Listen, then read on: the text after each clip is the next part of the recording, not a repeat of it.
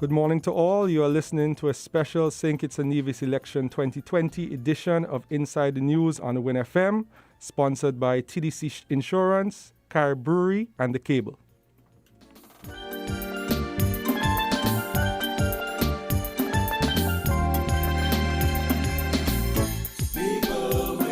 As social distancing becomes the norm of our everyday life, The Cable wants you, our customer, to know that we are here for you every day. Just log in to us on Facebook, Instagram, and YouTube. Send us your feedback at email customerservice@thecable.biz. Visit our website www.thecable.net. It's also nice to know you can pay your bills at a distance, online at all commercial banks, or at www.thecable.net/pay. Now's the time to try online banking. It's ultra easy.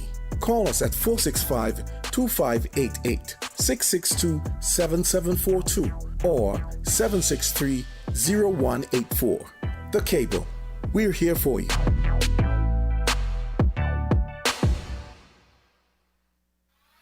You worked hard to acquire your very first home, your dream car, your business, your personal property. The TDC Insurance Company knows how much they mean to you and understand the importance of protecting your investment. We offer the best solutions with affordable rates, a straightforward process, and a range of options to discount your overall premium. At TDC Insurance Company, we take good care of you, guaranteeing you peace of mind. Give us a call at 465-2845 or 469-5430 or visit our website at www.tdcinsurance.com.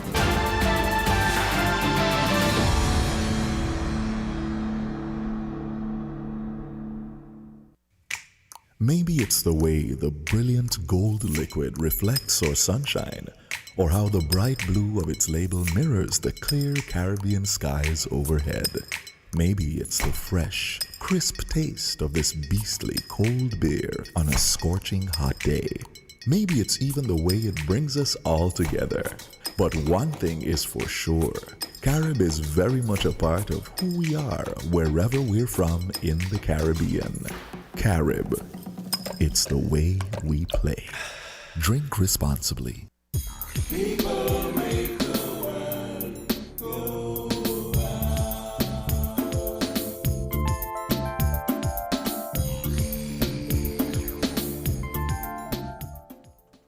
Good morning to all. You are listening to a special St. Kitts and Nevis Election 2020 edition of Inside the News on Win FM. My name is Garth Wilkin, and I am your host for the first segment of today's program. Today we will have 3 segments.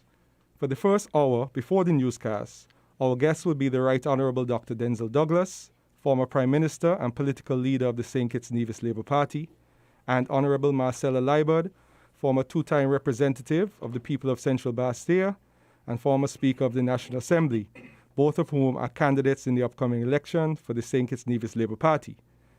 During the second segment, our guests will be the Alarm Clock team, a group of young nationals who will be speaking from a youth perspective on the topic, who should vote and why.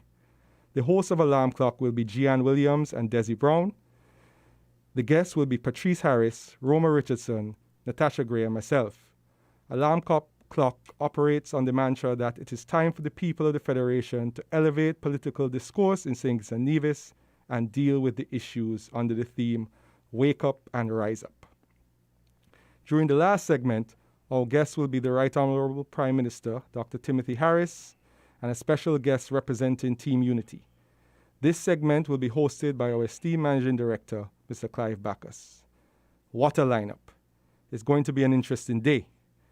I would like to remind the listening public that the aim of Win FM is to play its role as the fourth estate in building our young nation without fear or favor.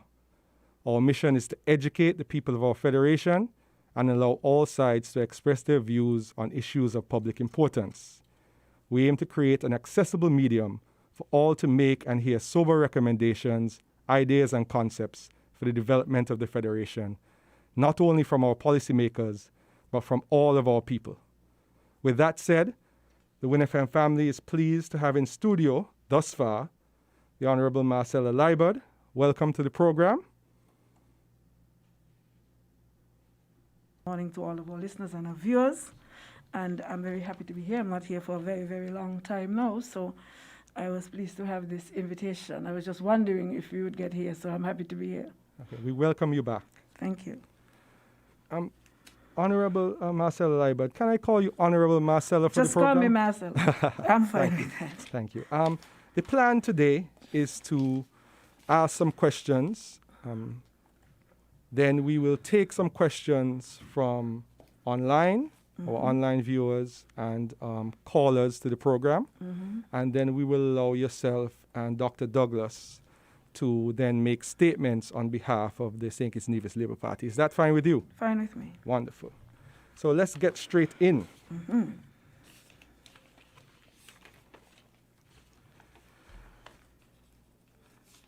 Dr. Douglas has described this election as a watershed moment in the history of St. Kitts and Nevis.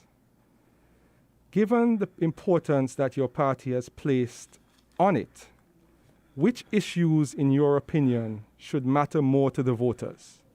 The characters and personalities of the respective candidates, or the proposed policies of their respective political parties? I ask that question in the context of this virtual campaign silly season filled with social media propaganda, either by way of sponsored, well-produced character assassinations, fake news and other forms of misinformation presented by fake profiles and other online vitriol sponsored openly or tacitly by political parties, including the Labour Party. So in that context is why I asked that question, but I'll pause for a bit because Dr. Douglas has arrived. So I will give him an opportunity to get set up, and then I will put that same question to him as well, so he has a fair opportunity to answer. Fair enough.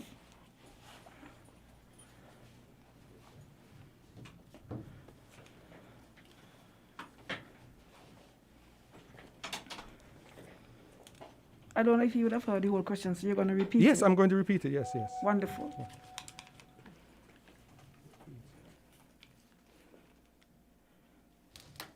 Can you hear me? Wonderful. Welcome to the program, sir. Thank you for having me, of course. Thank you, Garth. Yes. It's been a long time. It has. Welcome to Win FM. Thank you. We look forward to the program.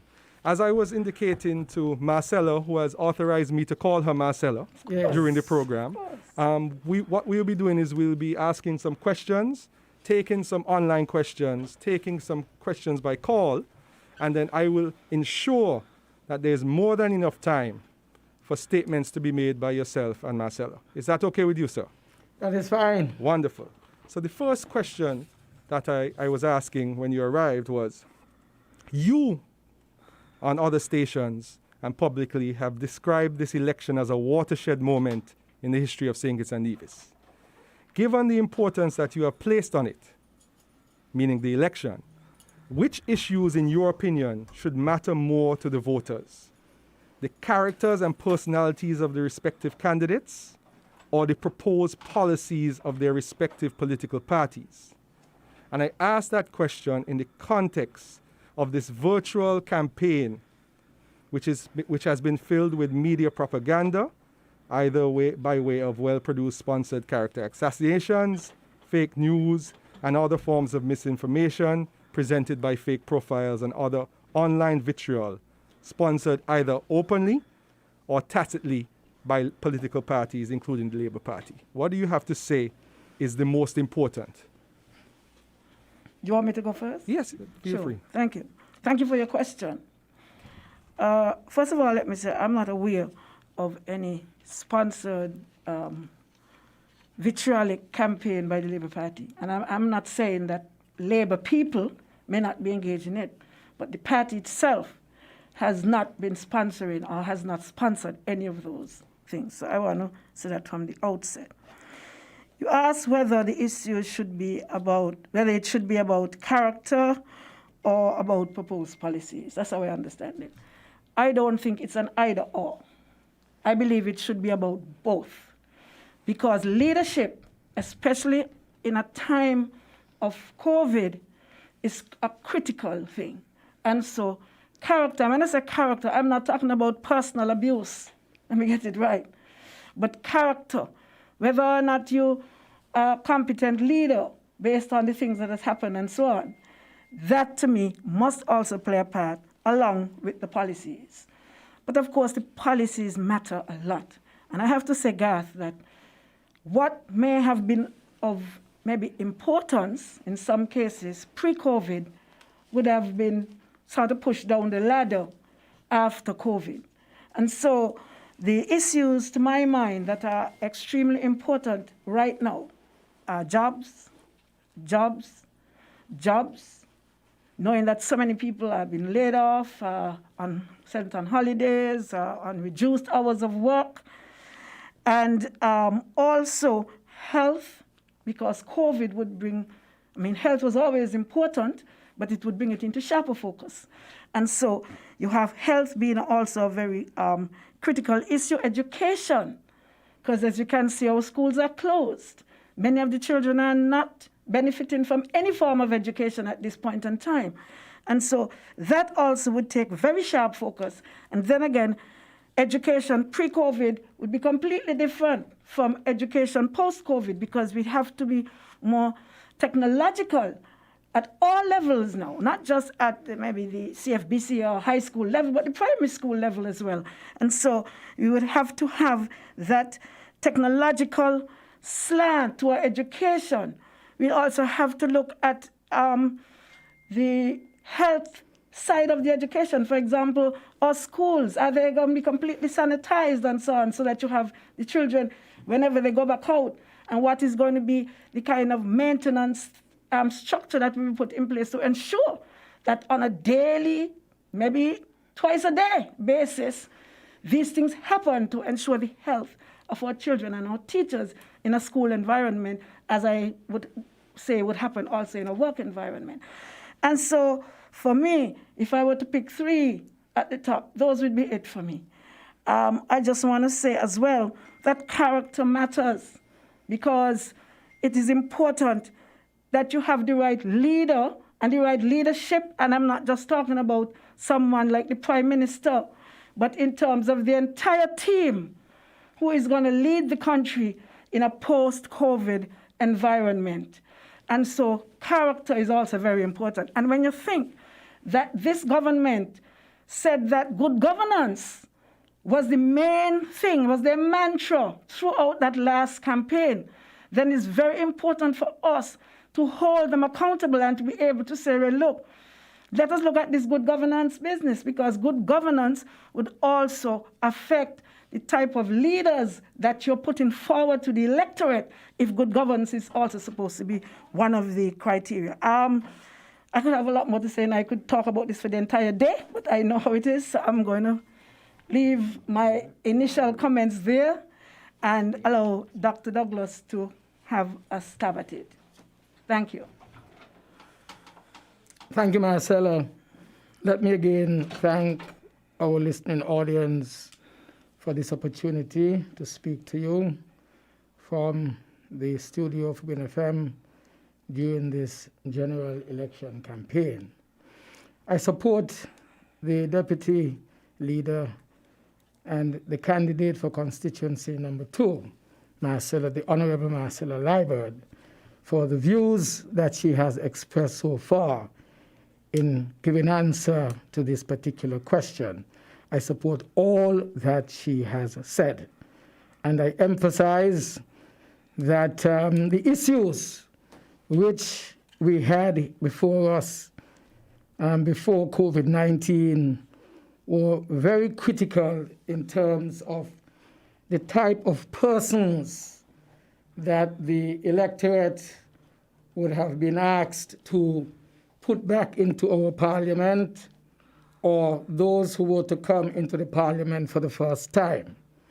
So the character, the personalities are critically important, as well as the issues which are brought to the people specifically in terms of the advancement of the country and for the future. Of course, our team is referred to as the Next Gen SKN team. And that speaks volumes in terms of its attraction to young people, people in particular who may not have had the opportunity to frame their own future, but under a new administration would be given that opportunity. And so you had to present specific issues to them.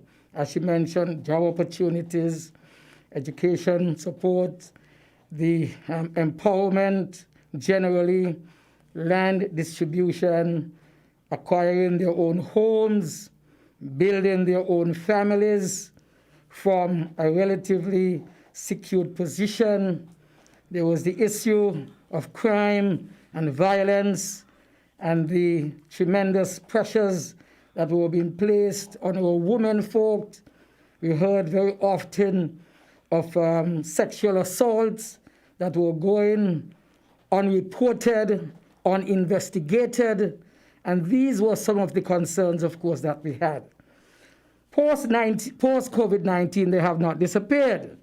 But I agree with Marcella when she says that this situation brings into sharper focus the critical social issues, and she mentioned them: health, education, and the economic issues as well, which have now been thrown up in front of our eyes with regard to the future advancement of our country in terms of making sure that the new economy post-COVID-19 will in fact meet the dreams and the aspirations of our people individually, but also the overall progressive development of our country. And so these are critical issues that we believe need to be dealt with.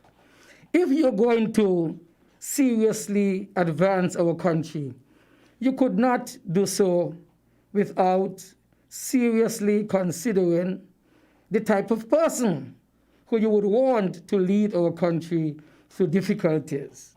And especially when nepotism, corruption, abuse of public trust and public funds, when in fact governance issues are blatantly being displayed in front of your eyes, the electorate could never be asked to make a decision at this critical time unless matters like these are brought to their attention for discussion and for debate. And so the cluster of issues based on personalities who have been there and characters who have been there before, and of course those issues which are now being brought to our attention as a result of COVID-19 are critical in this political debate in going forward. Thank you. Yes, Dr. Douglas, Marcella has pointed out that the importance of having good leadership and good characters at the helm. There are many people in the Federation who have said publicly and privately that they cannot vote for the Labour Party candidates because a vote for them is a vote for you. Dr. Douglas, for you, Dr. Douglas, to become Prime Minister again. And they have also said that if you were not still the leader and that the party was being run by the actual, by age, next-gen candidates, that the Labour Party would get their votes. I think it's important for you to tell those people what has changed and what is the 2020 Dr. Douglas going to do differently than the 1995 to 2015 Dr. Douglas. Thank you, Garth. Firstly, I want to thank the people of St. Kitts and Nevis, in particular the people of constituency number 6, who from 1989 and then in 1995 elected me to office and gave me the opportunity until 2015 to not, but also having the opportunity to be the Prime Minister and leader of our country. I would be one of the first to say, Garth, that I never ever felt I was perfect. Never ever felt I was perfect. Therefore, I will be the first to admit that errors of some kind would have been made. As a result of that, there would have been some people who feel that Douglas naturally should not be there again. But I can tell you presently, looking at the polls and dissecting and analyzing the polls with regard to where each leader of the political party stands in this race, I am miles ahead of them. And this is because even though people know I would have made mistakes, and I admit to them, my intention at all times was to represent the people of St. Kitts and Nevis in my best endeavor, as my best endeavor. I was not one who practiced greed. I am not one who would have ripped off our treasury in any way. I was not one who went into office with the specific aim of enriching myself very quickly and get out of it because knowing that the people will not give me another chance. I was there for 20 years. Everything I did, it was for the benefit of advancing our country. I was faced, and my administration, we were faced with several crises. In the first 9 years, we had about 9 hurricanes that visited us. We had the transitioning of the economy from a 400-year-old sugar industry, totally sugar economy, to a modern economy, a services economy, led by tourism and hospitality, and supported by manufacturing, by financial services, etc. It was during my time that we were able to free up the sugar lands through various forms of land allocation and land development. There was a time when, after we closed the sugar industry in 2005, we said every family in this country had the right to own a piece of this rock. And with $100 that you paid in order to get your surveyor and other people prepare the land for you, you paid them. You paid not even 1 cent to the government at that time, except $100 for you to take possession of the land. Even waived the opportunity that people would not have had, or I would say the hindrance that people would have had placed in their way in order to actually access and start to build on the land. We, during my administration, waived that to ensure that you can go and begin to build on the land, even though you had not paid off for it. Land empowerment, home empowerment, 5,000 houses built for our people over the last 20 years. So many of our young people were given the opportunities to go off to universities and colleges, especially in Cuba. Children of the working class now today are holding their places in this country with their heads high as professionals leading in almost every sphere of our development. When you look at, apart from transforming the economy, to a large extent, we're visiting the Citizenship by Investment program, making sure that this was available to drive the economic development of our country.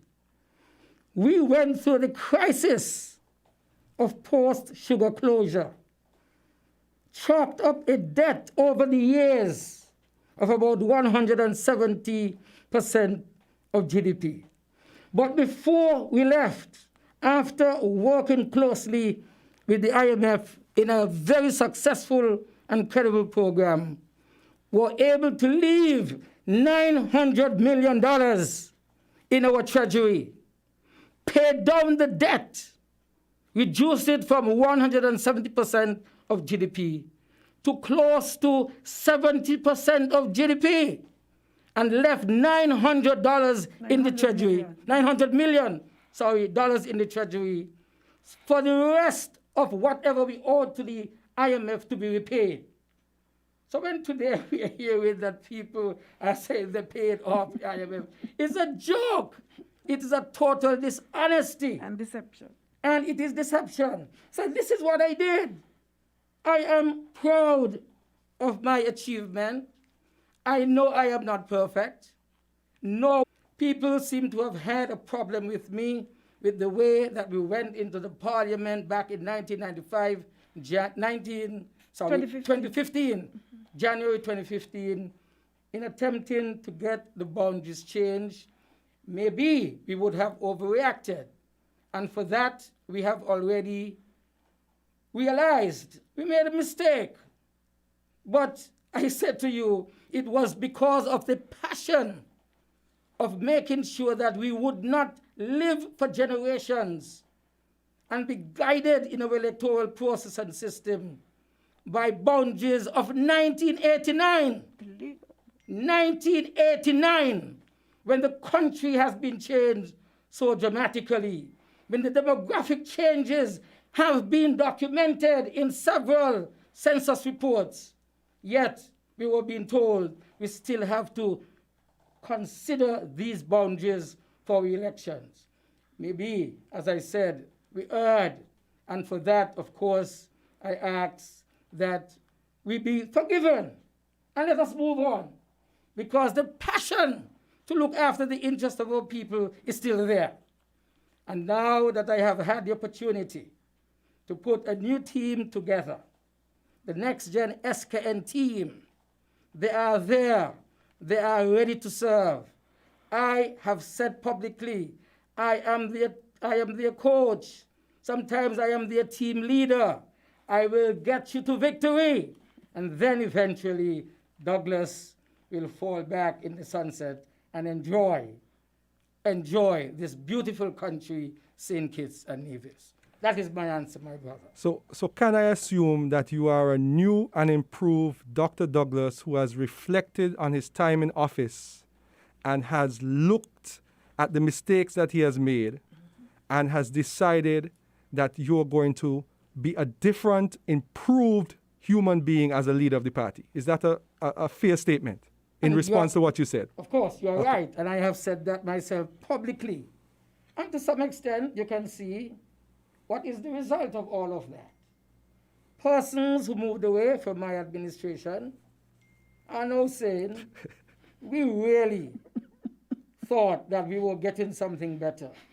But Douglas, you are cheese to chalk when it compares to the president who we put into office. That is the reality of our country. And so finally, Garth, I want to say, especially to those who voted against me the last time, to those who are the PAM supporters, the PLP supporters, who combine to call themselves unity, I say to you, look at where you are today and where you were 5 years ago. Look at what the members of the government, look at where they were 5 years ago and where they are today.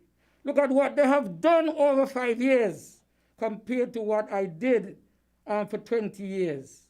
And you will see that my sins could never be as great as those sins of this present generation of leaders who are looking at our country. Just a follow-up to that. Marcel, I want your input. On that question? As a third party. No, not on the question. Okay. Dr. Douglas has presented his case. Right. I want you to tell the people what you see in the 2020 version of Dr. Douglas, why you have lended your support to him again. And in the same context, for both of you, is there a Labour Party approved succession plan, whether you win or you lose? Thank you, Guy. Let me start by saying that one of the things we have done to show that we are different from before is that we took time during these 5 years to do some serious introspection. All of us, including Dr. Douglas, you heard him for himself. And so we went over all these mistakes to say why we would not have these happen again, because you'll do things differently. We also went through a serious restructuring of the party. as part of that, because I personally do not believe that you could have a disorganized party with no system, no constitution, follow no rules, and then you could become a good government minister. I don't believe so, because it comes out of the party structure.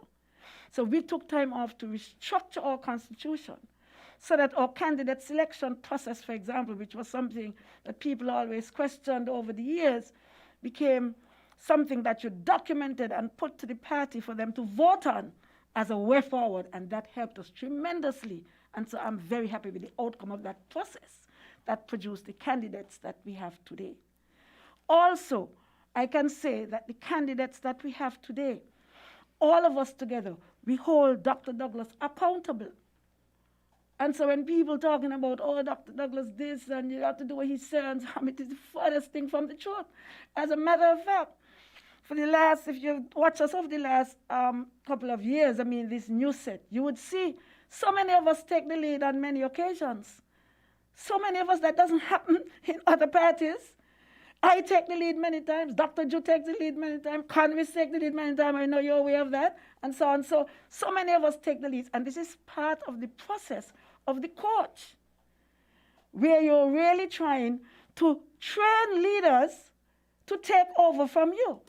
And so Dr. Douglas has said over time that he is now really the coach, just leading us from his experience, because he didn't mention all of the situations, but he's had many crises. He mentioned some of them, but you also had 9/11. You also had the financial crisis that we had to go through. And to be fair to him, he has been really successful in taking us out of these crises. And that is why we say, this pandemic being another one of those crises, he being a medical doctor, we believe that he has the ability and the team to take us out of this COVID-19 crisis and have the economy bounce back as we did with the sugar, with the 9/11, with the hurricanes. We have the experience of doing those things. Yes, and in relation to this actual succession plan, is there a party-approved succession plan? Yes, I forgot about Okay. it. Yes, there is a party-approved succession plan, and that is why we're working it out. And I don't want you to forget that we are the only party that has an ethics model that all of us have sworn to. This is the first time that the party has done that, because we wanted to show our very seriousness about ensuring that good governance is a big part of the agenda going forward. Having seen what is happening now and what happened before, we wanted to make sure that people understand that we are very serious about part of that good governance. So we also, in the party structure, publicly took an oath of ethics that we have in the party. Dr. Douglas, would you allow me to ask you a yes or no question? Of course. In your you have opened up and you have been straight that you've made some mistakes. Of course. I just want to know if you consider the delay in the motion of no confidence and the 4 p.m. next day concession of the last election to be two mistakes. Yes or no? Thank you, my fellow lawyer. Yes and no. I'll tell you why I say yes. Yes to the delay in the call of the motion of no confidence, but no in terms of the second question that you asked. All right. Okay, let's go on to the hot topic, which is elections. Dr. Douglas and Marcelo, the supervisor of elections has now set the rules for election day. The Prime Minister has relaxed the curfews, and the health officials have effectively banned the impact of overseas voters due to the mandatory 14-day quarantine for all persons traveling into St. Kitts and Nevis. Do you believe that there is, after last evening, a level playing field for all parties for the last 13 days of the campaign season? If you do not believe so, what would you have liked to have seen to level the playing field? Frankly, I looked at this administration led by Timothy Harris. He had a golden opportunity in 2015. I think he's blown it completely, because nothing from day one has been a level playing field. So why is it that in these last 13 days of the campaign, we must now believe that there's going to be a level playing field? That to me makes absolutely no sense. For example, you said what we could have done differently. We believe that opposition in the House, the St. Kitts Nevis Labour Party, who has always been the majority party in this country, and there's been no offer for us to be part of any committee to do with COVID or post-COVID. Elections are coming under apparently a state of emergency, something that we've never done before. Up to now, as far as I'm aware, I didn't hear the supervisor of elections, so maybe you could correct me, but up to now, there are no rules governing election day, which is just 13 days away. Why is it before now, which we've been calling for all along? There could not have been some committee made up of government and opposition persons and maybe other people outside, civil society or what have you, where we decide what these rules are going to be. So you tell me why I must feel confident or comfortable going forward. Not only that, God, with the greatest respect in the world, I have had personally some confrontations with the supervisor of elections. And I have to tell you, I have absolutely no confidence in him. Absolutely. All because of the confrontations that we've had. And it's not for want of trying. It's not for want of trying. And so I am very concerned about things like lists and so on, because the whole process has been corrupted. In Central Bastia, for example, they sought to remove 112 names from the list last year. They said they're going through these objection hearings. I made it my business as the person representing Central Bastia to attend every single one of those hearings and to document what took place at every single one of those hearings. When they don't have hearings, I even document that, done today, and so on. That's how specific I was. Now, according to the process, the objector is supposed to attend and put in his objections to the person, and then you can have some, the person and them exchange, and the registration officer, the person who is hearing the objections, would take his notes and do whatever and then come to his conclusion. I go into one of those hearings one day, meet the supervisor of elections there, questioning one of the persons who were objected to, as though he's the objector. So I had to ask him to stop. No objector present. So how is it that the supervisor of elections, in the absence of an objector to the person, is telling the person there's oath and everything taken, which is not supposed to happen? And so I had to intervene, and in the end, they squashed it and removed it from the record.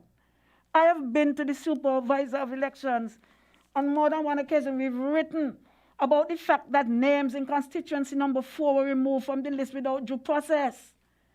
When we went there, he brought in one of the ladies who's been working at the electoral office for quite some time, put the question to her. She said she wasn't even aware that the persons had to be told that the names were off and that they had 7 days within which to appeal. Imagine that. So the names are off without any due process. And then on top of that, they don't even know that they're supposed to get a letter from the electoral office to say, look, you had whatever thing, your name has been removed, and you have 7 days within which to appeal. Nothing like that happened. But yet, as far as I'm aware, those names are still off the list. So, well, like I said, I'm just trying to show you why I don't know about any concerns. And up to now, as I said, they have not even said, let's form a committee involving all the parties or what have you, and let's see if we could have some common ground going forward. So in other words, you don't believe, because of actions throughout the last 5 years, that there is currently a level playing field? No. Okay. Dr. Douglas? Yeah, I want to comment, because you seem to have suggested, or maybe stated categorically to the peer, that no incoming person registered here in our country to vote would be allowed to enter and participate in the election. That is what you said? No, I was saying that in the speech yesterday, Yes. the Prime Minister indicated that the health officials Yes. will be mandatory quarantining all nationals who come into the federation. Right. And the election is in 13 days. Yes. If they were to come today, if they took them to 14 days, they'll be in quarantine until the day after the election. So Right. that context. So I want to comment on that, because you being in quarantine, in my opinion, and I want to state that very strongly, you being in quarantine, God, with respect, does not deprive you of your right to vote here in this democratic country. And this particular point had been made several weeks ago, even when the parliament was still sitting. I made it in several radio pronouncements. I made it in talk shows, and these were being echoed, that South Korea conducted its elections under quarantine circumstances, and people in quarantine were allowed to vote. I even circulated in the social media a piece of legislation from Singapore, which in Singapore, the practice is that once you are quarantined, you're not allowed to leave the quarantine station. Accepted. That is what is common in public health, especially in epidemics. But the Singaporean government recognized that the right to vote was so sacred that the parliament had a special sit-in under COVID-19 circumstances and passed legislation that made it possible for those in quarantine to vote. We have an election that is taking place right now in Suriname on the 25th. Even though it is a COVID-19 country as well, the people have the right to go to vote once they are registered. So why in this democratic country must it be different for us? Because dictator Harry says it must be so. We are not accepting that. And I want people to understand our position very clearly. And it is in the context of what Marcella just said. You can simply sit alone and make up these rules. That's not how it is. This is a democratic country. We are not ethnically, we don't have any ethnic differences so that we are at war with each other. So why can't we be invited to participate in a civil matter like this? Because a man refused to have a handshake, he's going to tell you for the rest of your life that you can't be part of whatever he is in. I mean, this is nonsense. And petty. And petty. This is a democratic state where people is free to extend your hand or not. And that is what we are saying. I had a meeting, sorry, yes. You're talking about the meeting? Yes. I was about to tell you need to speak. We had a meeting 3 days ago, and I have a copy of the report of the meeting sent to us. Tell him who went to the meeting. At the meeting, we had Mr. Samuel, who is the head of the task force, supported by the chief medical officer and also the medical chief of staff at the JNF. In that meeting, Let him know that Dr. Joe went as well. Dr. Joe and myself were in the meeting, and the other three. In that meeting, it was made very clear to us, very, very clear, that even if one is quarantined,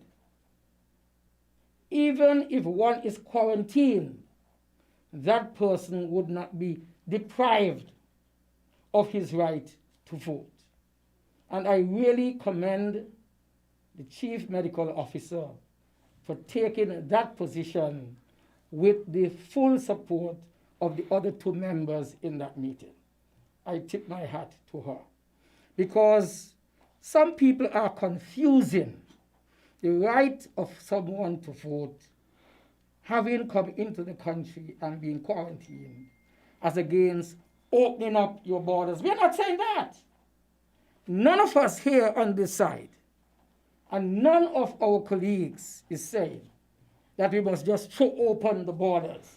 But there's a regulation that I have here in front of me that was sent to me by the chief medical officer. Well, maybe I should say both the chief medical officer and Mr. Samuel, summarizing the meeting. and a copy of the SRNO number 16 of 2020 under the Emergency Powers COVID-19 number 7 regulations. And it says here, for the purposes of preventing, controlling, and suppressing the spread of novel coronavirus COVID-19 with immediate effect, except with prior written permission of the airport authorities.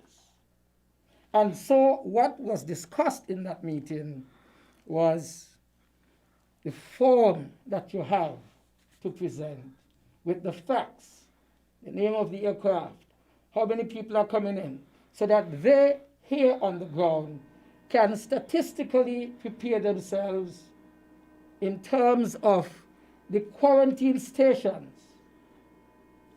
and the availability of room in the quarantine stations to accommodate any of our citizens, even though they are coming from New York, which everybody says is a hot spot, even though they are coming from Timbuktu, wherever in the world they are. Santo Domingo. Santo Domingo as well, let me make that clear. Even from the Dominican Republic, which has a high incidence of COVID-19 cases. No matter where in the world they are, once they are citizens and they want to come home, they must be allowed to come home. All that they need to do is to ensure that they understand they will be in quarantine. But while in quarantine, if they are registered, they have the right to vote. And the Labour Party will facilitate those who wish to vote, especially who are our members and supporters.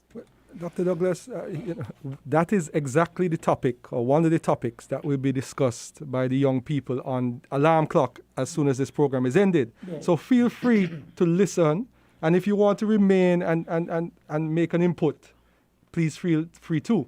I'm saying that without the authority of the persons who conduct the show. Yeah. But that is one of the things that we are going to be discussing. Okay. Who should vote? Right. The right to vote, yes. And that issue. So let me make one statement pertinent, because I don't want to be misunderstood. We are not saying that if the person is quarantined, he must just come out from the quarantine station, join the line, and look like some big man and say nobody could stop me. Nothing of that kind. We are saying that because the authorities have put in place prior regulations to ensure that there is social and physical distancing, to ensure that there is proper sanitization of the station at all times, to ensure that people are wearing face masks. That is why I feel confident that if we practice these things, no matter which center around the world the person has come from, I have my health to protect. I am at the age group, and I am a diabetic, where I am therefore vulnerable. So I ain't want nobody from New York to come and make me more vulnerable and get this thing. But once they are practicing what we said they should practice, sanitization, face masks, distancing of 6 feet, man, let the people them come and do their thing. That is what I'm saying. Oh, frankly, that's why you're talking about coming together. There may still be room to have some sort of facility for them to vote where they are. Exactly. It doesn't have to be, they don't have to, there may still be such a facility could be possible. But again, these are things that we would have to discuss and see out. So there are options. So in essence, you're saying that the party wanted a voice with the supervisor of elections. To discuss these things. So that these sorts of matters, for example, the polls could have been extended to 10 p.m. Exactly. And the quarantine persons could go from 8 to 10. Exactly. Yeah. So you have not been invited to that discussion at all. Not been invited. But we said it publicly. We said these things publicly, you know. I said these things publicly. What? And let me just say that one of the other concerns we have, I'm taking a little off, I don't know the time. No, we've gotten some permission from Mr. Bacchus to go a little longer. Okay, thank you. Has to do with the observer mission for these elections, because, like I say, we're very concerned. I'm told that the Prime Minister was part of a CARICOM meeting just recently, where Suriname asked for CARICOM observer and got it. He was present. Yes. He was present. So Suriname in his presence just recently, maybe in the last week or two, asked for observer mission. He didn't ask. Why is it that he didn't ask for CARICOM observer mission as Suriname did at that meeting? And to date, we are hearing nothing about observer mission, except I understand that just yesterday, the supervisor of elections spoke to some local thing. And from my understanding, none of these local people have had anything from the supervisor of elections. So he's even speaking out of turn. So again, right now, as a matter of fact, when we did our last press conference and I led the press conference, I spoke to a local observer mission. So we're not against it. I'm just saying that these are things that should have been spoken about and dealt with even before now. Yeah. Dr. Douglas, Yes. what you've said has raised two questions in my mind, as I want to raise them as follow-up questions to you. Yes. In terms of the nationals from abroad, including hotspots, coming back to vote, which has people very scared because we have successfully thus far contained the virus spread locally.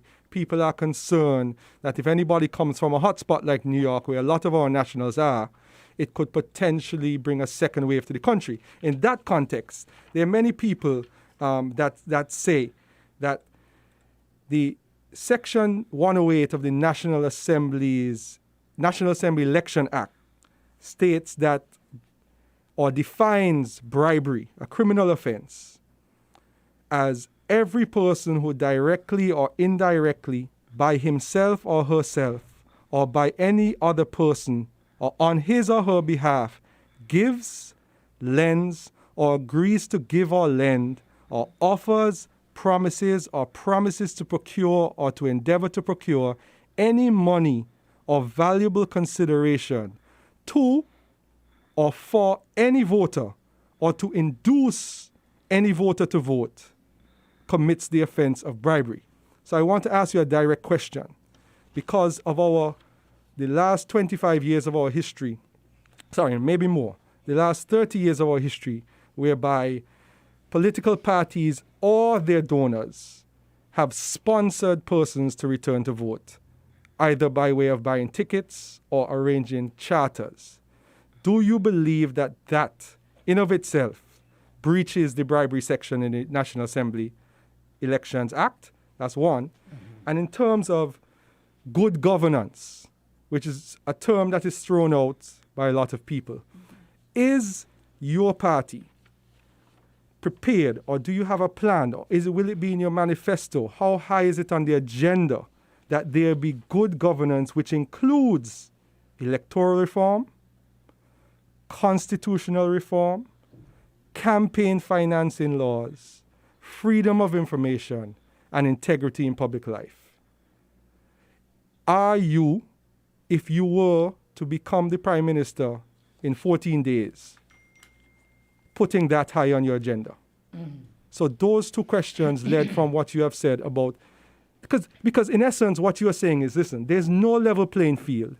Things were done improperly in the electoral process. There's no consultation to the decisions that are being made by the electoral office. We, the Labour Party, that's what you're saying, wanted to be part of the process. We have to make provision for our nationals who want to come back. Mm-hmm. People might feel okay if their brother in Anguilla, which is a country that has no other cases, were to travel here, were to go into a bus separated from all other people, go to a quarantine facility for 3-4 days, then be tested, and then be released. People might feel comfortable.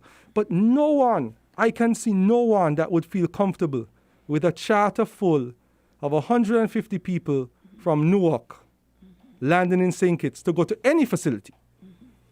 Right? So in that context, I ask those two questions, and I leave it to both of you to answer. Right. You want me to go first? I can go first. Okay. I believe that the National Assembly Elections Act, all of its clauses and the rules and the regulations that emanate therefrom should always be obeyed. I don't believe in infringing any law. Bribery, however, I am sure is defined as you have outlined. I have never been told, have never been shown that facilitating your voters who are on the voters list and who wish to come home to exercise their rights as members of your party, I don't see facilitating them falling under the same definition of bribery as outlined in this piece of legislation. Of course, maybe it needs to be tested. Maybe, I don't know. But it has never been tested. And as far as we are concerned, from what we have been advised, that this is a practice that is not necessarily defined as bribery. And all that we are seeking to do, I emphasize here, God, is that persons, according to the law, our laws, put in place many, many years ago before my time, of course, persons who are living abroad have the right to register to vote here in St. Kitts and Nevis. And if a party, in ensuring that its best preparation for the elections include facilitating to come home, I really do not see that as a problem. But I agree with you that this has been an issue in recent times. Banning overseas voters from voting is not good either. They are citizens. You have to change the law. You have to change the law. And if the law is not changed, then it exists.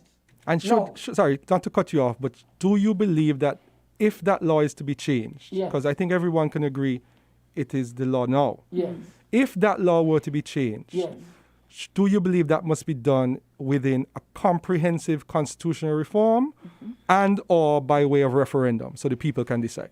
We have said publicly, especially when that attempt was made recently in our parliament to introduce a residency requirement before you can vote, a residency requirement for our own nationals. And we said, no, that is not the way to do it. Let us out of this general cut and throw of elections. Debate this matter in a referendum.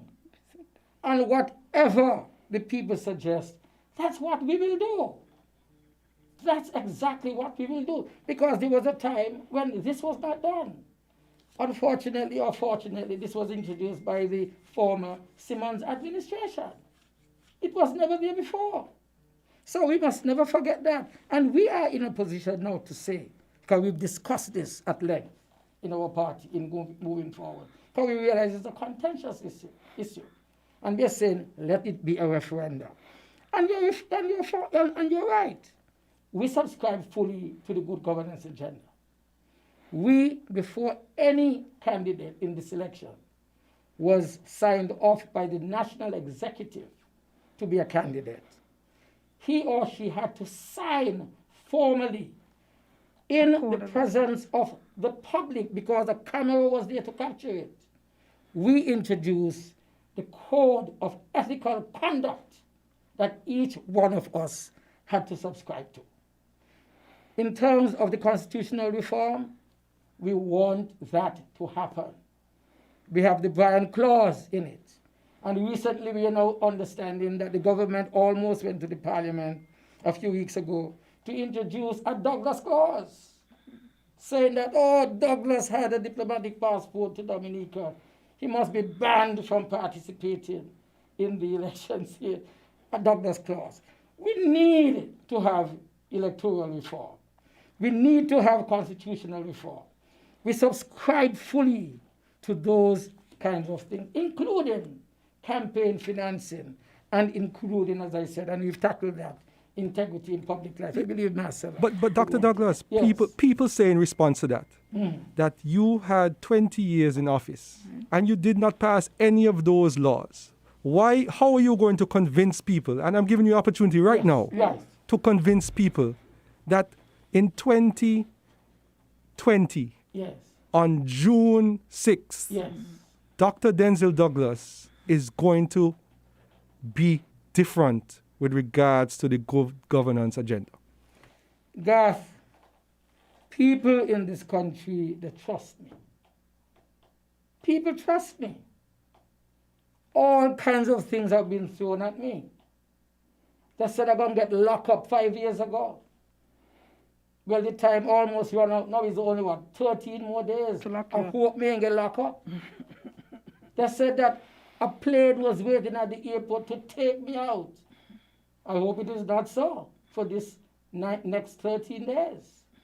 And so those things were just political jokes. People, I believe, generally believe that Douglas is a trustworthy person.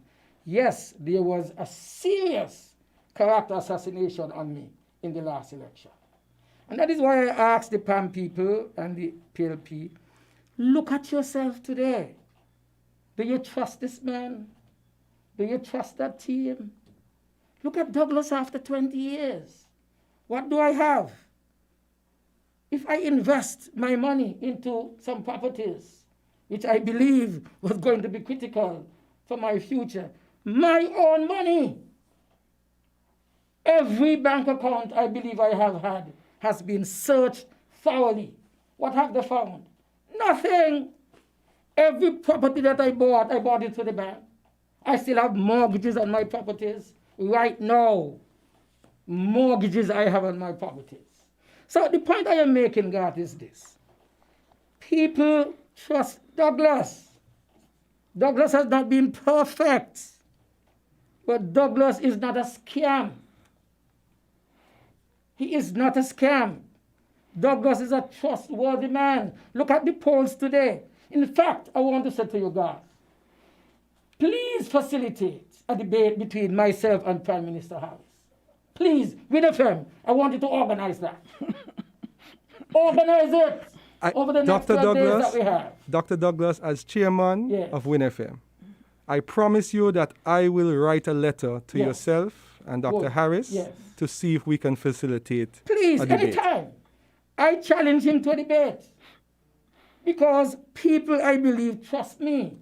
But Dr. People Douglas, do not trust Harris. Dr. Douglas, not to cut you off, but you have to understand that there are a lot of people in this country, right, that say, if you were the type of person to want a debate, when the other side was in opposition and you were in government and they were pushing for debates, you didn't give them. Why do you want no? I don't believe at any time anyone challenged me to a debate when I was Prime Minister. They were all afraid of me. None wanted to debate me. I mean, I want to be very, very frank. None of them wanted to debate me. And that is why I'm putting out the challenge. But to go back, we tried reform of the Constitution and of the elections. We set up a committee. Yes, led by Honorable Sam We Kondo set at the it time. up. Sam Kondo was the chairman of that committee. You know why it never Came off? Because the opposition refused to participate. I remember the Honorable Sean Richards said he will not participate and did not participate in the consultations.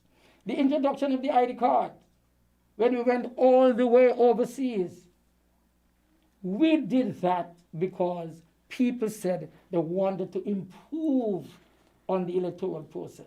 The ID card was introduced by us as a result of the reform. But the constitutional reform and other reforms did not take place because the opposition refused to participate. And so we left it. But maybe the way of the referendum, that is why I said the referendum, from my experience now, the way of the referendum is the way to go. And that is why, I can tell you, in the first 90 days of the new Labour administration, we shall set up a proper commission. I say commission, maybe I should say committee, where appropriate persons will be selected across the board to take us through the setting the stage for electoral reform and constitutional reform. I put my hand on my chest, over my heart, God, and make that commitment here so that the fourth estate can ensure that it can keep me to my word. Thank you. Dr. Douglas, just in case that WinFM is not able to get a debate between Yes. yourself and the Prime Minister, Yes. if you were to have that debate, Yes. and the first question of that debate is, Yes. Dr. Douglas, why are you a better option for Prime Minister in 2020 to 2025 than Dr. Timothy Harris? What would you say? Douglas has not corrupted the office of the Prime Minister. I have more than ample evidence of that on the part of Dr. Harris. The commitments of taking our country forward, I think, are better made for Douglas than Harris because, one, of my experience, especially considering where we are in this post-COVID-19 era. I have handled crises upon crises. Marcelo mentioned some of them.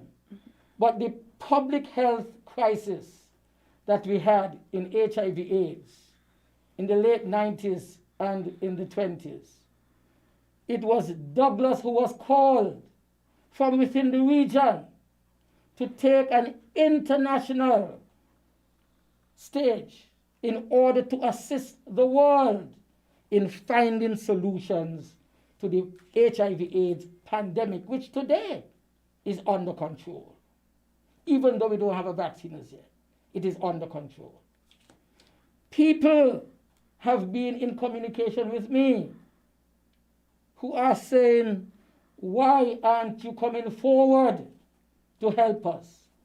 I was one of those who established CARFA, which today is the reliable center for testing for this COVID. I brought President Clinton here. I sat with the Prime Minister of India at that time, Bangladesh. All these countries are people who ask for my services in order to help in handling a major crisis, global pandemic, just as we are having today. It is the experience and the integrity that I believe is critically important here. The Prime Minister of St. Kitts and Nevis, Dr. Harris, he is supposed to be the chief spokesperson on health matters and human resource in CARICOM. It is because he failed to move, to lead, while Mayor Motley of Barbados had to call a meeting of CARICOM to discuss this pandemic while the Prime Minister was here in St. Kitts, either eating or sleeping. You understand? This is the reality of the situation. They don't have any confidence in Harris's ability to lead. The economy, the economic changes that will have to be made. I have done it. Look at where we were with our national debt.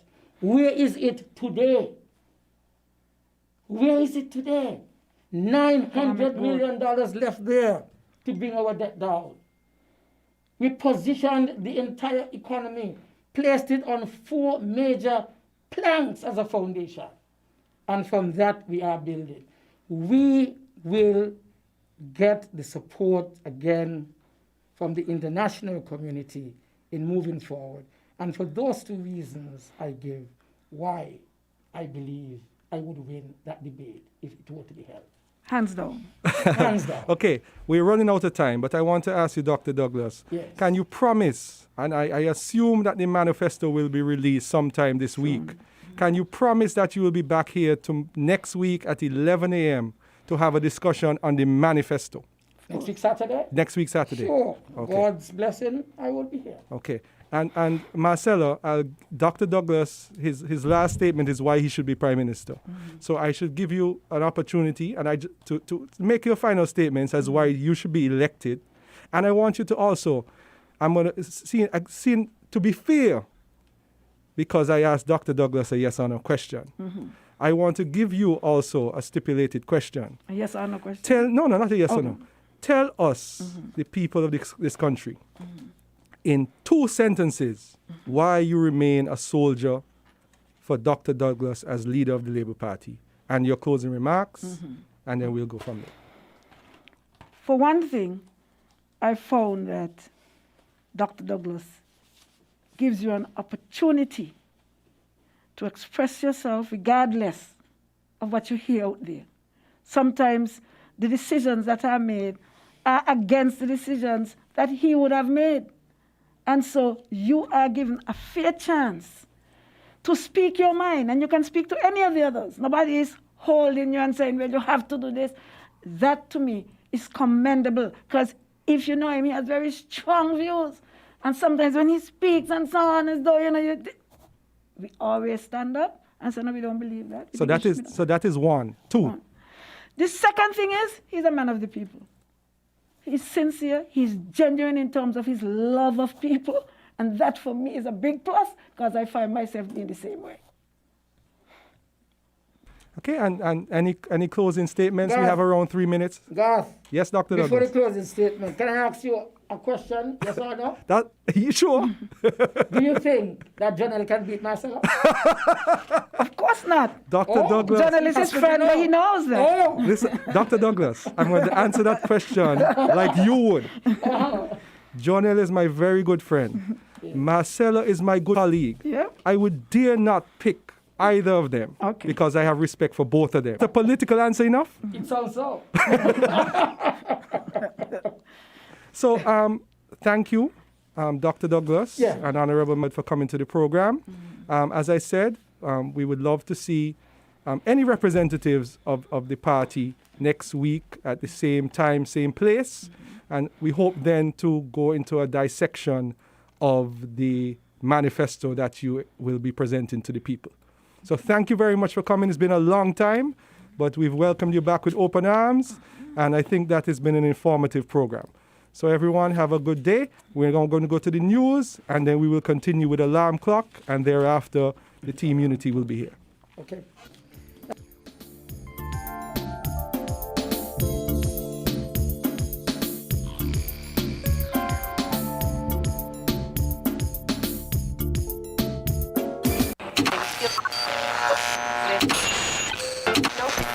You found the sound. 98.9.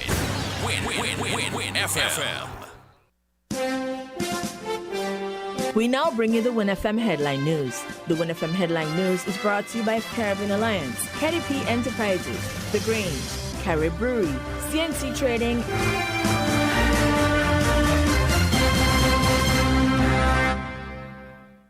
Did you know that the Grange Healthcare Facility is the first purpose-built non-governmental healthcare organization on St. Kitts, offering 24-hour nursing, therapeutic, and residential care for older adults? It's situated at Otley, 7 miles east of Vastair in beautifully landscaped surroundings.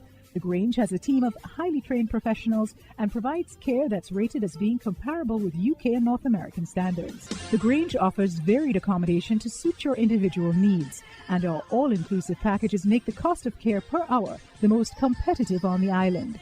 Services include convalescent care for all ages, daycare facilities for older adults, rehabilitation services, and training and continuing education for healthcare providers. For more information, call 466-5525 or 465-8020, fax 466-8221, or email thegrangehealth@gmail.com, or visit our website at www.grangehealthcarefacility.com. Maybe it's the way the brilliant gold liquid reflects our sunshine, or how the bright blue of its label mirrors the clear Caribbean skies overhead. Maybe it's the fresh, crisp taste of this beastly cold beer on a scorching hot day. Maybe it's even the way it brings us all together. But one thing is for sure, Carib is very much a part of who we are wherever we're from in the Caribbean. Carib, it's the way we play. Drink responsibly. Shipping your cargo shouldn't be a hassle. It can be as easy as a single call to Amerijet International, your worldwide cargo transportation solution. We provide all the services you need to ship your goods anywhere in the world. Whether your shipment is fresh, frozen, large or small, alive or hazardous, you can count on Amerijet to deliver it safe and sound. Amerijet International, by land, sea or air. We get it there. For more information, visit us online at www.amerijet.com or call us at KDP Enterprises, telephone number 466-9595.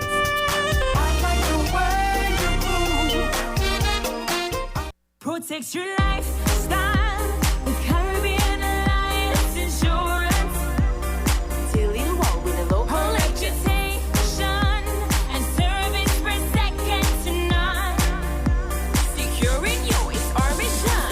People that you can trust, your business, property, we got you covered. Motor or personal, whatever it is, we got you covered. 130 years in this business, we've got you covered. For all your insurance needs, visit or call us at 465-2631 or 469-5303. Dealey Walwyn, people you can trust. Without limits, happy and free. The skin you're in with no apology. The one to seize the day. Grab an LLB. Live, love, be. With LLB.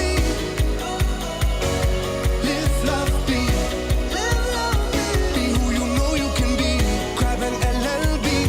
Live, love, be. Angostura, lemon, lime and bitters. Live, love, be.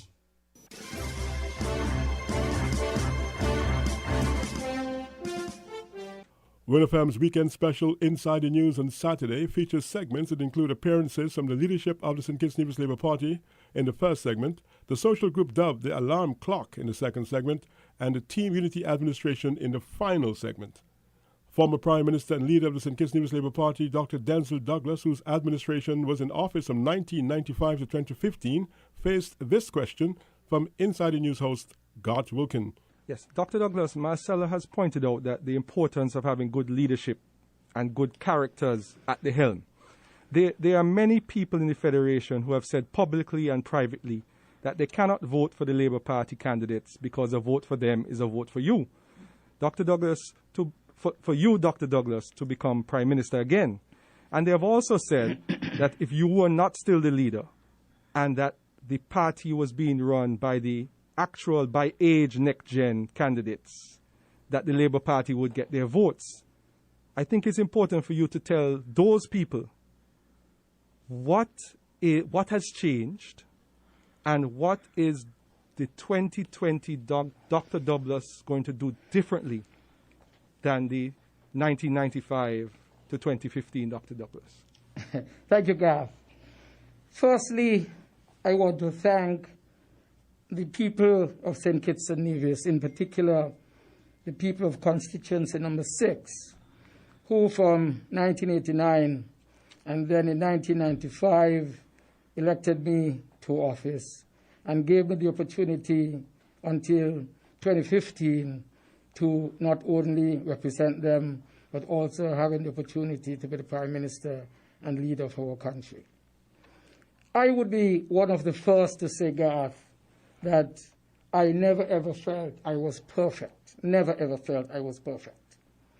Therefore, I will be the first to admit that errors of some kind would have been made. As a result of that, there would have been some people who feel that Douglas naturally should not be there again. But I can tell you presently, looking at the polls and dissecting and analyzing the polls with regard to where each leader of the political party stands in this race, I am miles ahead of them. And this is because even though people know I would have made mistakes, and I admit to them, my intention at all times was to represent the people of St. Kitts and Nevis in my best endeavor, as my best endeavor. I was not one who practiced greed. I am not one who would have ripped off our treasury in any way. I was not one who went into office with the specific aim of enriching myself very quickly and get out of it, because knowing that the people will not give me another chance. I was there for 20 years. Everything I did, it was for the benefit of advancing our country. I was faced, and my administration, we were faced with several crises. In the first 9 years, we had about 9 hurricanes that visited us. We had the transitioning of the economy from a 400-year-old sugar industry, totally sugar economy, to a modern economy, a services economy, led by tourism and hospitality, and supported by manufacturing, by financial services, etc. It was during my time that we were able to free up the sugar lands through various forms of land allocation and land development. There was a time when, after we closed the sugar industry in 2005, we said every family in this country had the right to own a piece of this rock.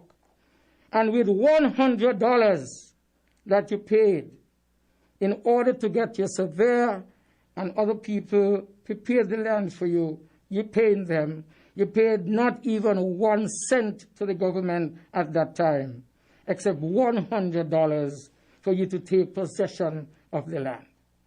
Even waived the opportunity that people would not have had, or I would say the hindrance that people would have had placed in their way in order to actually access and start to build on the land. We, during my administration, waived that to ensure that you can go and begin to build on the land, even though you had not paid off for it.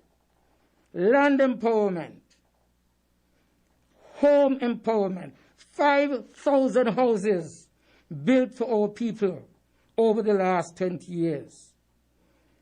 So many of our young people were given the opportunities to go off to universities and colleges, especially in Cuba. Children of the working class now today are holding their places in this country with their heads high as professionals, leading in almost every sphere of our development. When you look at, apart from transforming the economy, to a large extent, we're visiting the Citizenship by Investment program, making sure that this was available to drive the economic development of our country.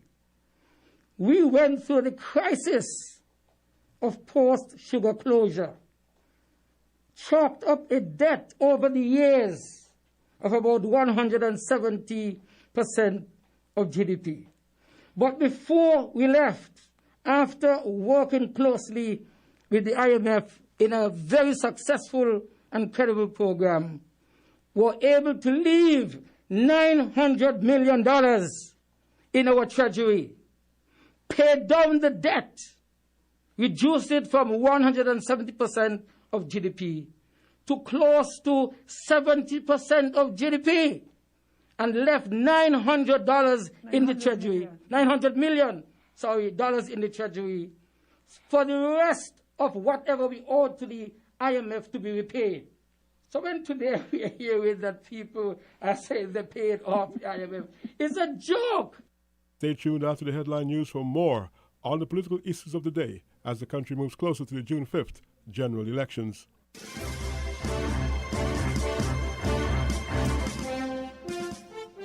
Sam Conder's confirmation that he is now firmly back in the Labour camp because of his dissatisfaction with the Team Unity coalition that he helped form is attracting some criticism.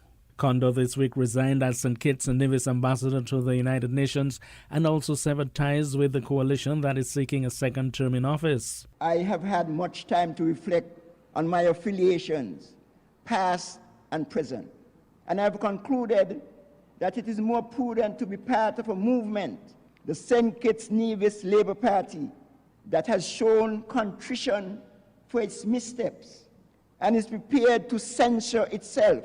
Two Team Unity people who were willing to express their views on the Conda decision, Sandra Atherton and election candidate in constituency number 3, Akila Byron Nisbet. I do hope that he would be in a better position now to make comparisons.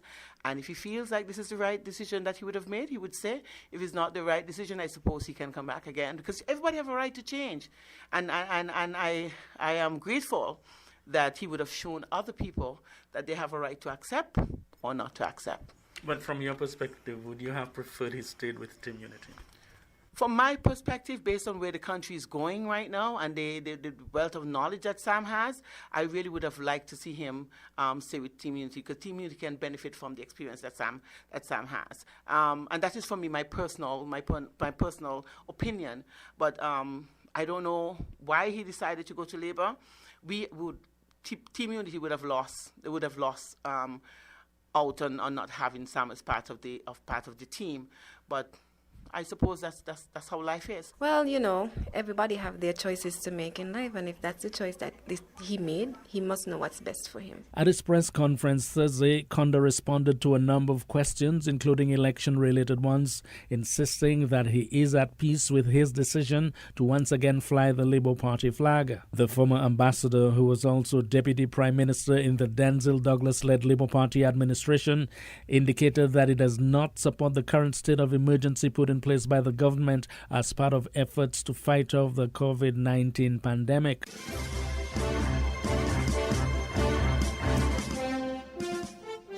COVID-19 regulations are being relaxed, but nightly curfews remain in effect.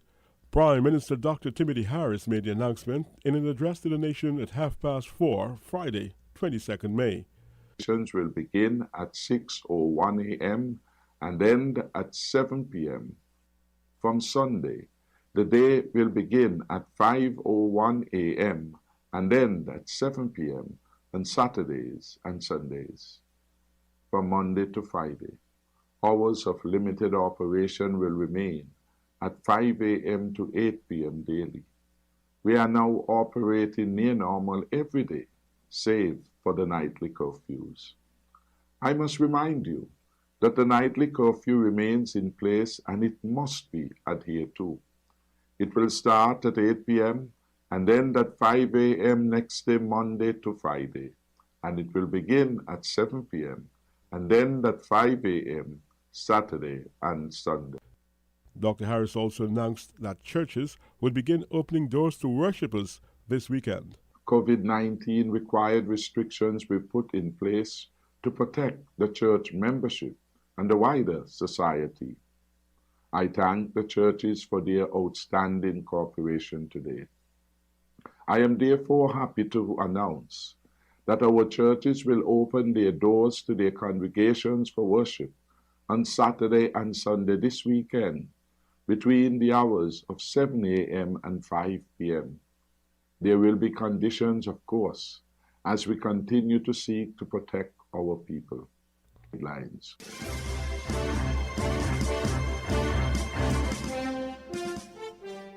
The elections will be observed by local observers, the Christian Council, the Evangelical Association, and the Chamber of Industry and Commerce. 5th of June, federal elections will feature COVID-19 protocols, and all election observers will be local. That's the announcement made by the Supervisor of Elections, Mr. Elvin Bailey, Friday evening. Voting will be conducted with the COVID regulations in mind, and I wish to highlight some of them at this point. Electoral workers and party agents will themselves adhere to COVID rules. Stations will be apportioned into hardly more than 450 to 500 voters. All voters will be expected to wear a mask while standing in line. Persons are expected to stand 6 feet apart while waiting their turn to vote. Upon entry into the polling station, persons will be required to sanitize their hands and temporarily remove their masks for ease of identification. Remember, the staff at the polling station will be equipped with a voter identification list or a picture list. After voting, the voter will be required to cleanse the dipping finger in an alcoholic solution before dipping in the indelible ink. Periodically, about every hour, the table surfaces and the poll box will be disinfected. There will be an additional poll clerk per station whose duty will be to identify and give preference to the fragile elderly, differentially abled persons, and persons who identify and can prove to have pre-existing conditions. Electoral staff will be clearly identifiable by the vest they are wearing. Mr. Bailey also announced the names of the returning officers. For each constituency, a returning officer has been appointed as follows. Constituency 1, Jermaine Lake. Constituency 2, Ms. Sharon Hanley. Constituency 3, Melvin Basu. Constituency 4, Miguel Thomas. Constituency 5, Dr. Vincent Hodge. Constituency 6, Edwin Warner. Constituency 7, Dr. Patrick Welcome. Constituency 8, Philip Brown. Constituency 9, Kevin Barrett. Constituency 10, Rohan Claxton. And Constituency 11, Mrs. Ermeletta Elliott.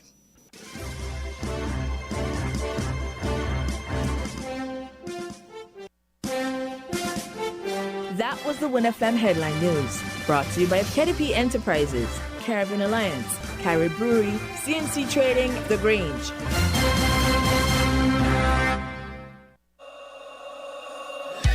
Without limits, happy and free. The skin you're in with no apology.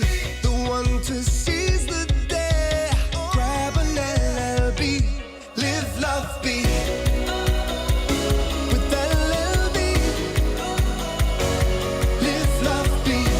Live, love, be. Be who you know you can be. Grab an LLB.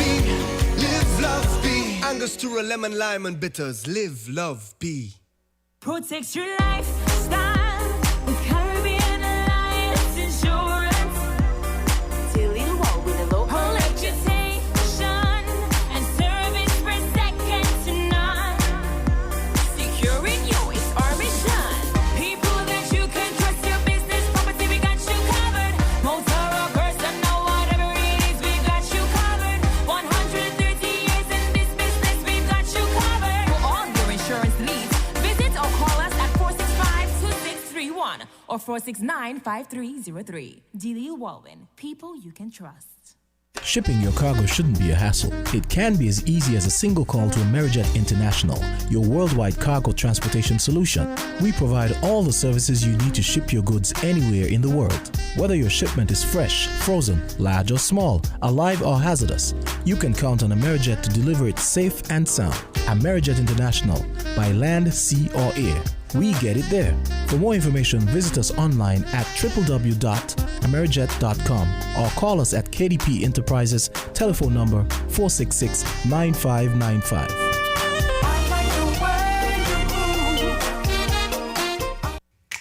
Maybe it's the way the brilliant gold liquid reflects our sunshine, or how the bright blue of its label mirrors the clear Caribbean skies overhead.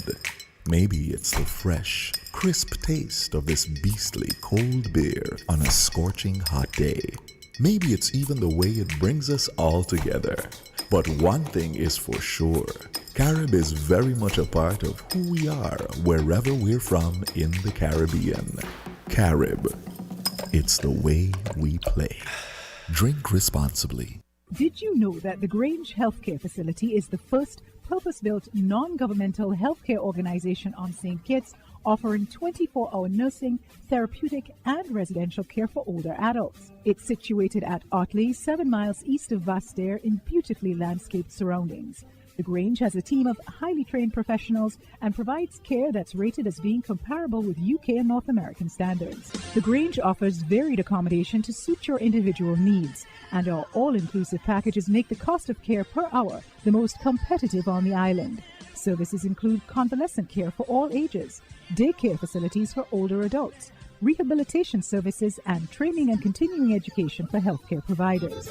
For more information, call 466-5525 or 465-8020, fax 8221 or email thegrangehealth@gmail.com or visit our website at www.grangehealthcarefacility.com.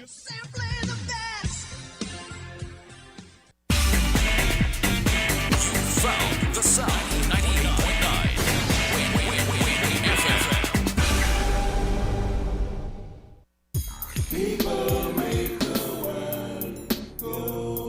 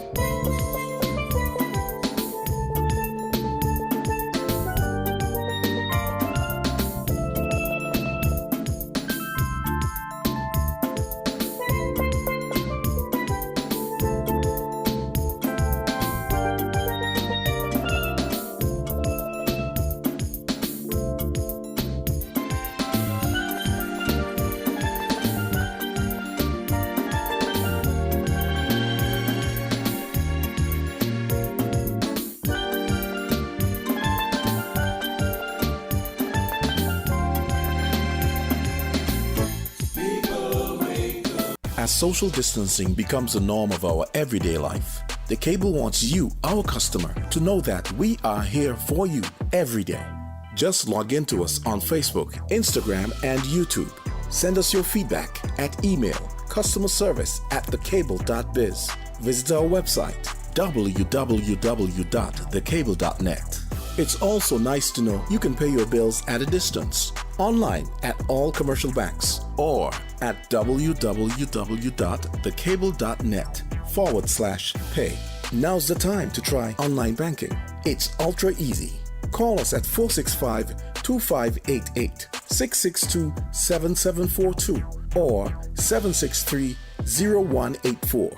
The Cable. We're here for you.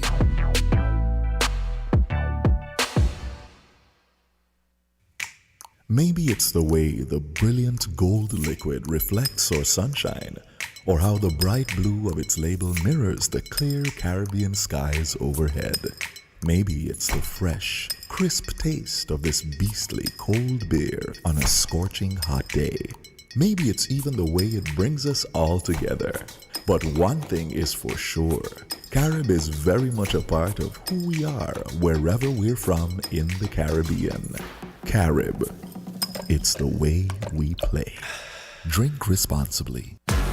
Calling all farmers! Calling all farmers! The place to shop in the month of March is the TDC Home and Building Depots. Get a 20% off all agro products. The TDC Home and Building Depots, celebrating farmers, supporting communities. Terms and conditions apply. See stores for details. People make the world go.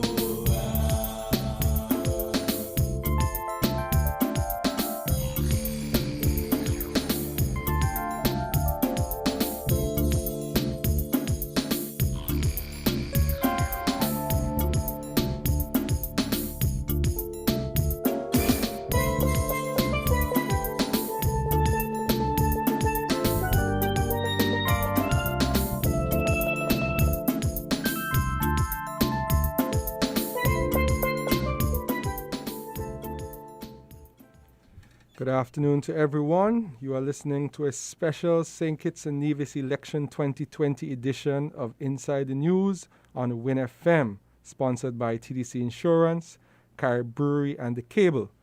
We are now to our second segment, which is hosted by the Alarm Clock team. And to introduce the program, I bring to you Gian Williams. So much, Gath, and thank you to the listening public for staying tuned in or tuning in for the second part of Inside the News, the special edition. We are here from the team of Alarm Clock. Myself and Desi Brown are the co-founders of that show, which is aimed to encourage people to discuss respectably issues relating to politics and governance. My name is Gian Williams, as Gath mentioned, and if you're new to Alarm Clock, don't be too scared. This is only the second show.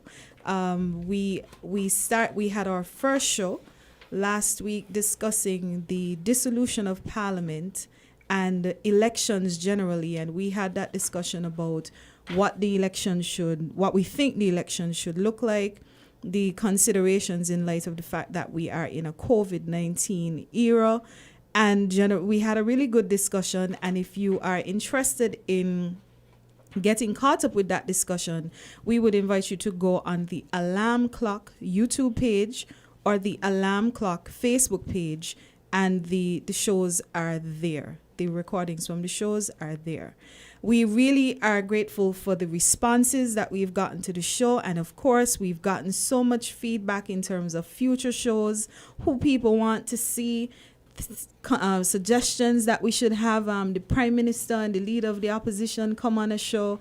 But I heard Gath actually put out that challenge to them this morning. So who knows, we might have an Alarm Clock and Win FM team up to bring the debates that a lot of people have been asking for. Who knows? But the whole purpose of Alarm Clock is really to bring a conversation, educating the public. Lots of times our political parties have the primary or dominant activists in terms of education in relation to politics and governance. But the thing about that is that in most cases, people have a tendency to tell you only the parts of the story that favor them. So we like to bring a holistic conversation to the show, and also to make sure that the panelists are not the usual politicians and faces of the activists that you see.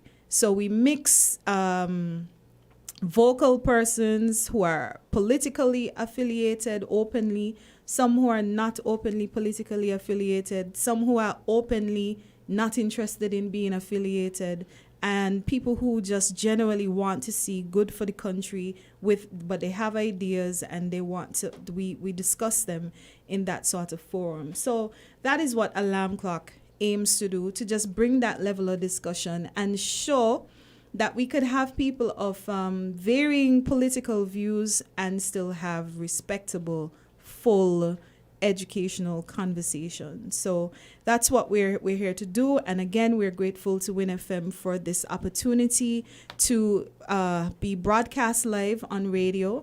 And just to let persons know, again, we are streaming live from our Facebook page and our YouTube channel. So there are lots of options for you to really join the conversation and hear the conversation.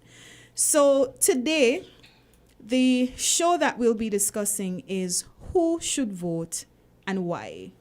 General elections have been called for the 5th of June, and we have nomination day on the 27th of May, which is Wednesday this week. So we just want to have that conversation, in terms of who should vote and why. So we have invited some panelists here this afternoon. And so we have with us in studio, we have Miss Natasha Gray. She's an attorney. We have Miss Patrice Harris, who is a youth activist. We have Miss Zavienne. Zavienne Roma Richardson. Sorry about that. As a person who gets their name chopped up all the time, I apologize. Roma Richardson, another youth activist, and we have our Win FM host / Alarm Clock favorite panelist, Mr. Garth Wilkin, also an attorney. So we'll be discussing the issues about who should vote. And again, always with an educational spin to our shows. The first part of the discussion today is going to be centered around who does the law say can vote, so that people are clear that that this person can vote, this person is entitled to vote. We want to know how people feel about certain people being able to vote, so we'll have that discussion. So if we could start off with Natasha, if you could just guide, start off the discussion. Who is entitled to vote by law in St. Kitts and Nevis in the general elections? A special good afternoon to my fellow panelists, and good afternoon to the listening audience and those viewing online. This is an important topic in the Federation of St. Christopher and Nevis, the right to vote and who can vote. Now, our elections are guided by law, and so when you look to who can vote, it is critical that you know what pieces of legislation guide the voting process and give persons the right to vote. Now, the right to vote is a fundamental cornerstone in any democracy. We have the National Assembly Elections Act, which outlines certain rights, and it also indicates the criteria to be met in terms of who can vote. Now, a citizen of St. Kitts and Nevis who is 18 years or older is qualified to vote. That person should be ordinarily resident within St. Kitts and Nevis. Another person who can register or who can qualify to vote is a citizen of St. Kitts and Nevis who is also 18 years or older, who is not ordinarily resident in St. Christopher and Nevis, but domiciled in St. Christopher and Nevis. So that person can be overseas, having acquired citizenship, whether by birth or descent, or some other form, maybe marriage. And once that person is 18 years old and is domiciled within the Federation of St. Christopher and Nevis, that person can also vote. Now, Natasha, before you go any further, could you help explain the differences between the terms ordinarily resident and domiciled? Now, ordinarily resident is, in layman's term, where you live, where your habitation exists. So if you're from Birdwalk, you live there, you sleep there every night, your meals go there, you grew up there with your parents, that person, you would be considered as ordinarily domiciled. Sorry, ordinarily resident. Mm-hmm. Now, domiciled is if, for instance, you were living in St. Paul's and you decided to go overseas to live. Maybe you went initially to study, and then you decided, okay, well, I'll stay in America. I'm not coming back. But your roots are in St. Paul's. You grew up in St. Paul's. You knew, basically, your whole childhood, your entire life is grounded and rooted in St. Paul's, and that is where you're domiciled. Okay. Your parents are there, your siblings are there, and so you would have some sort of connection to that particular area. The law allows persons who are ordinarily resident overseas but domiciled to a particular area to register in that particular area. Okay. So you can be a citizen once you're 18 and resident here, or a citizen over 18 and domiciled in St. Kitts and Nevis, but you are so in layman's terms, and we've heard this conversation a lot for the last week about the people who live overseas, the overseas voters, and whether or not they have a right. Is it a legal right for them to vote in the election? Based on our laws, yes. Once you qualify, you meet the necessary criteria as per the legislation. Mm-hmm. You have that right to vote, that legal right to vote. Okay. And so, moving on from that right, if your name is on a list of registered persons for a particular constituency, anyone who's on that particular list can vote in an election. That also includes our Commonwealth citizens. Yes. Once they have been ordinarily resident in St. Christopher and Nevis for 12 months continuously prior to their registration. Okay. Gav, you have something to add? Yeah, I just wanted to add that the right to vote is effectively a constitutional right.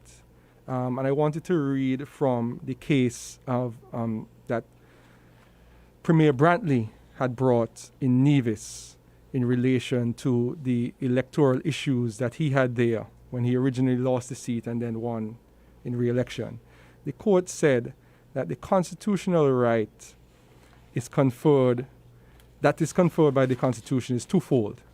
The first is the basic right to be registered as a voter in the appropriate constituency. That basic right is granted to every Commonwealth citizen of the age of 18 years or upwards if he or she possesses the prescribed qualifications relating to residence or domicile, as Natasha was saying, and is not disqualified by Parliament from the registration as a voter. The second is the concomitant right to vote in the appropriate constituency. The concomitant right is granted to every citizen who is entitled to that basic right. That right is a right to vote in accordance with the provisions of any law in that behalf. This means that although the manner of voting is statutory or customary, the right to vote is inherently constitutional. And I think that's very important because in our fundamental right sections of the Constitution, the right to vote is not there. It doesn't mean that the right to vote is not constitutional. It might not be a fundamental right, but it definitely is a constitutional right. And the court has said the vote of each and every citizen is a badge of dignity and of personhood. However, in our laws, it gives the Parliament the power to determine how a person can register to vote. And that is why this overseas voter issue comes into play, because clearly there are some people who can physically live outside of St. Kitts, but domicile is really where your permanent connection is, your intent to come home.